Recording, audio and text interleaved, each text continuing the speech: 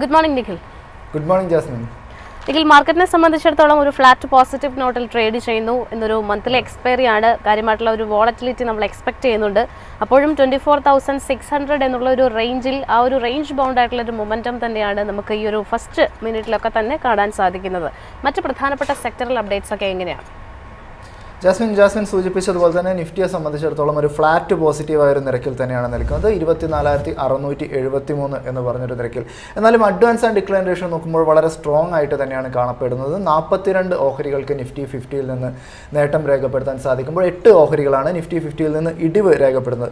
എന്നാൽ നിഫ്റ്റി ബാങ്കിലേക്ക് വരികയാണെങ്കിൽ കുറേയും കൂടി ഒരു മികച്ച ഒരു പ്രകടനം ഉണ്ടാക്കുന്നു. ഏകദേശം 1.5%-ഓളമുള്ളൊരു നേട്ടം നിഫ്റ്റി ബാങ്കിനെ സംബന്ധിച്ചിടത്തോളം രേഖപ്പെടുത്താൻ സാധിക്കുന്നുണ്ട്. 54,670 എന്ന് പറഞ്ഞ ഒരു നിരക്കിൽ ട്രേഡിംഗ് നടന്നുകൊണ്ടിരിക്കുന്ന നിഫ്റ്റി ബാങ്കിൽ നിന്ന് 12 കമ്പനികളുടെ ഈ സൂചികയിൽ നിന്ന് നിലവിൽ 11 ഓഹരികൾക്ക് നിലവിൽ നേട്ടം രേഖപ്പെടുത്താൻ വേണ്ടിയിട്ട് സാധിക്കുന്നു. ഓഹരികളുടെ ഒരു പെർഫോമൻസ് നിഫ്റ്റി 50യിൽ പരിശോധിക്കുകയാണെങ്കിൽ നിലവിലിപ്പോൾ ഓട്ടോ കമ്പനിയായിട്ടുള്ള ഹീറോ മോട്ടോകോപ്പ് നിലവിൽ 1.25% ഒരു നേട്ടം രേഖപ്പെടുത്തുന്നുണ്ട്. JSW സ്റ്റീൽ പരിശോധിക്കുമ്പോൾ 1.5%-ഓളമുള്ളൊരു നേട്ടം, പവർ ഗ്രിഡിന് 1.25% നേട്ടം രേഖപ്പെടുത്താൻ സാധിക്കുമ്പോൾ ഹിൻഡാൽകോ ഇൻഡസ്ട്രീസിലും 1% മുകളിലുള്ളൊരു നേട്ടം ഉണ്ടാകുന്നു.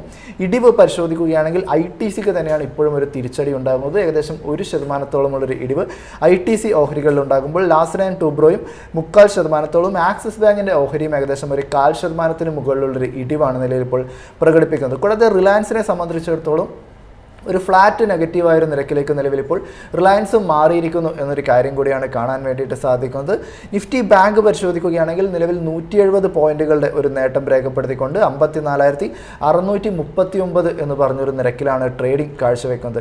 ബാങ്കിങ് ഓഹരികളുടെ പെർഫോമൻസ് പരിശോധിക്കുകയാണെങ്കിൽ കാനറ ബാങ്ക് അതിൻ്റെ ഒരു മികച്ച റാലി ഇപ്പോഴും തുടരുന്നു. ഏകദേശം 2.25%-ന് മുകളിൽ 3%-ഓട് ചേർന്ന് നിൽക്കുന്ന രീതിയിലുള്ള ഒരു പെർഫോമൻസ് കാനറ ബാങ്കിൻ്റെ ഭാഗത്ത് നിന്നുണ്ടാകുമ്പോൾ പഞ്ചാബ് നാഷണൽ ബാങ്ക് 2%-ഓളമുള്ളൊരു നേട്ടവും ഫെഡറൽ ബാങ്കിൻ്റെ ഓഹരികൾക്ക് 1%-ന് മുകളിലുമുള്ളൊരു നേട്ടത്തിലേക്ക് എത്താൻ വേണ്ടിയിട്ട് സാധിക്കുന്നു. IDFC ഫസ്റ്റ് ബാങ്ക് പരിശോധിക്കുമ്പോഴും ഏകദേശം 0.25%-ൻ്റെ നേട്ടവും സ്റ്റേറ്റ് ബാങ്കിനെ സംബന്ധിച്ചിടത്തോളം 0.5%-നോട് മുകളിലുള്ള ഒരു നേട്ടം സ്റ്റേറ്റ് ബാങ്കിനും രേഖപ്പെടുത്താൻ സാധിക്കുമ്പോൾ നിലവിലിപ്പോൾ AU സ്മോൾ ഫിനാൻസ് ബാങ്കിൻ്റെയും ICICI ബാങ്കിൻ്റെയും ഓഹരികൾ വളരെ മാർജിനലായിരിക്കുന്ന ഒരു തോതിൽ ഇടിവിലേക്ക് പോയതായിട്ടുമാണ് കാണാൻ സാധിക്കുന്നത്. സെക്ടർ വൈസ് പെർഫോമൻസ് പരിശോധിക്കുകയാണെങ്കിൽ ഒരു മിക്സഡ് ആയിട്ടുള്ള ഒരു രീതിയിലേക്ക് ഇപ്പോൾ മാറിയിരിക്കുന്ന ഒരു കാഴ്ചയാണ് സെക്ടറുകളുടെ ഭാഗത്ത് നിന്ന്. നിഫ്റ്റി ഓട്ടോ, നിഫ്റ്റി ഇൻഫ്രാ സൂചികൾ ഒക്കെ പരിശോധിക്കുകയാണെങ്കിൽ ഒരു ഫ്ലാറ്റ് നെഗറ്റീവായൊരു ടോണിലേക്ക് മാറിയിരിക്കുന്നു. ഒരു കാര്യമായിട്ടുള്ള ഒരു ഇടിവുള്ളത് നിഫ്റ്റി മീഡിയയിലാണ്. ഏകദേശം 1%-ഓളമുള്ളൊരു ഇടിവ് നിഫ്റ്റി മീഡിയയുടെ ഭാഗത്ത് നിന്നുണ്ടാകുമ്പോൾ PSU ബാങ്കിങ് സൂചിക ഏകദേശം 1.5%-ന് മുകളിലുള്ള ഒരു നേട്ടം രേഖപ്പെടുത്തുന്നു. നിഫ്റ്റി മെറ്റൽ പരിശോധിക്കുകയാണെങ്കിലും 1%-ഓളമുള്ളൊരു നേട്ടത്തിൽ എത്താൻ വേണ്ടിയിട്ട് സാധിച്ചിട്ടുണ്ട്. PSU ബാങ്കിങ് സൂചിക വിശദമായിട്ട് പരിശോധിക്കുകയാണെങ്കിൽ നിലവിൽ 7,505 എന്ന് പറഞ്ഞൊരു നിരക്കിലാണ് PSU ബാങ്കിങ് സൂചികയിലെ ഒരു ട്രേഡിംഗ് നടന്നുകൊണ്ടിരിക്കുന്നത്. ഇതിൽ തന്നെ ഓഹരികളുടെ പെർഫോമൻസ് പരിശോധിക്കുകയാണെങ്കിൽ ഇന്ത്യൻ ബാങ്കിൻ്റെ ഓഹരി ഏകദേശം 1.25%-ൻ്റെ നേട്ടം രേഖപ്പെടുന്നു. ബാങ്ക് ഓഫ് ഇന്ത്യ പരിശോധിക്കുകയാണെങ്കിൽ 3%-ഓളം, യൂണിയൻ ബാങ്കിൻ്റെ ഓഹരികൾക്ക് 1.25%-ന് മുകളിലുമുള്ളൊരു നേട്ടം രേഖപ്പെടുത്താൻ സാധിക്കുന്നുണ്ട്. പഞ്ചാബ് ആൻഡ് സിന്ധ് ബാങ്ക് പരിശോധിക്കുകയാണെങ്കിലും 2.25%-ന് മുകളിലുള്ള നേട്ടം ഉണ്ടാകുന്നു. സെൻട്രൽ ബാങ്ക് ഓഫ് ഇന്ത്യ 2.25%-ന് മുകളിലുള്ളൊരു ശക്തമായൊരു പെർഫോമൻസ് നിലവിലിപ്പോൾ രേഖപ്പെടുത്തുന്ന ഒരു കാഴ്ചയാണ് നിഫ്റ്റി PSU ബാങ്കിങ് സൂചികയിൽ കാണാൻ സാധിക്കുന്നത്. മെറ്റൽ ഇൻഡെക്സ് പരിശോധിക്കുകയാണെങ്കിലും ഏകദേശം 1%-ഓളം നേട്ടത്തോടു കൂടി 10,016 എന്ന് പറഞ്ഞൊരു നിരക്കിലാണ് നിഫ്റ്റി മെറ്റൽ ഇൻഡെക്സിലും ഒരു ട്രേഡിംഗ് നടന്നുകൊണ്ടിരിക്കുന്നത്. ഓഹരികളുടെ ഒരു പ്രകടനം നോക്കുകയാണെങ്കിൽ ഹിന്ദുസ്ഥാൻ കോപ്പർ ഈ ഒരു സൂചികയെ തന്നെ മുൻപോട്ട് നയിക്കുന്നു. 4%-ന് മുകളിലുള്ള ഒരു നേട്ടം ഹിന്ദുസ്ഥാൻ കോപ്പർ രേഖപ്പെടുത്തുമ്പോൾ വേദാന്ത 1.5%-ഓളമുള്ളൊരു നേട്ടം വേദാന്ത, JSW സ്റ്റീൽ രേഖപ്പെടുത്തുമ്പോൾ നാഷണൽ അലൂമിനിയം കോർപ്പറേഷൻ്റെ ഓഹരികൾക്ക് ഏകദേശം 1.25%-ൻ്റെ ഒരു നേട്ടത്തിൽ എത്താൻ വേണ്ടിയിട്ടും സാധിച്ചിട്ടുണ്ട്. അടുത്തായിട്ട് നിഫ്റ്റി മീഡിയയിലേക്ക് കടക്കുകയാണെങ്കിൽ നിഫ്റ്റി മീഡിയയെ സംബന്ധിച്ചിടത്തോളം 1%-ന് മുകളിലുള്ളൊരു ഇടിവ് നേരിട്ടുകൊണ്ട് 1,546 എന്ന് പറഞ്ഞൊരു നിരക്കിലാണ് ഇപ്പോൾ ട്രേഡിംഗ് ഉള്ളത്.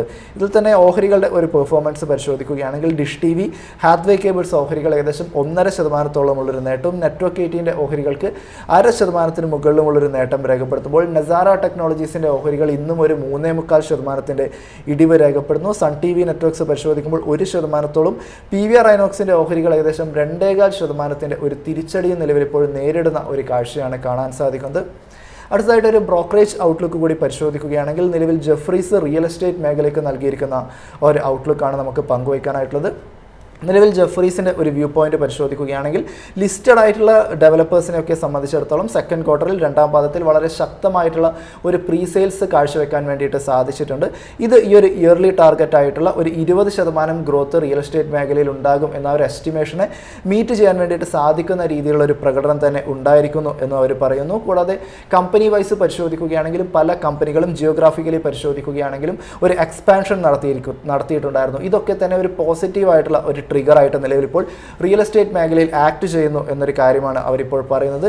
കൂടാതെ ഇന്ത്യയിലെ ഒരു ടോപ്പ് 7 സിറ്റീസ് പരിശോധിക്കുകയാണെങ്കിൽ വളരെ മികച്ച രീതിയിലുള്ള ഒരു ഗ്രോത്ത് കാണാൻ വേണ്ടിയിട്ട് സാധിച്ചിട്ടുണ്ടായിരുന്നു. മികച്ച രീതിയിലുള്ള റിയൽ എസ്റ്റേറ്റ് പെർഫോമൻസും ഉണ്ടായിട്ടുണ്ടായിരുന്നു. നിലവിൽ തങ്ങളുടെ ഒരു ടോപ്പ് പിക്കായിട്ട് ജെഫ്രീസ് റിയൽ എസ്റ്റേറ്റ് മേഖലയിൽ നിന്ന് തിരഞ്ഞെടുത്തിരിക്കുന്നത് DLF, ലോധ, ഗോദ്രേജ് പ്രോപ്പർട്ടീസ് എന്നീ പറയുന്ന ഓഹരികളാണ്. തങ്ങളുടെ ഒരു ടോപ്പ് പിക്കായിട്ട് നിലവിൽ ഇപ്പോൾ ജെഫ്രീസ് ഇപ്പോൾ തിരഞ്ഞെടുത്തിരിക്കുന്നത് എന്നൊരു വാർത്ത കൂടിയാണ് നമുക്ക് പങ്കുവയ്ക്കാനായിട്ടുള്ളത്.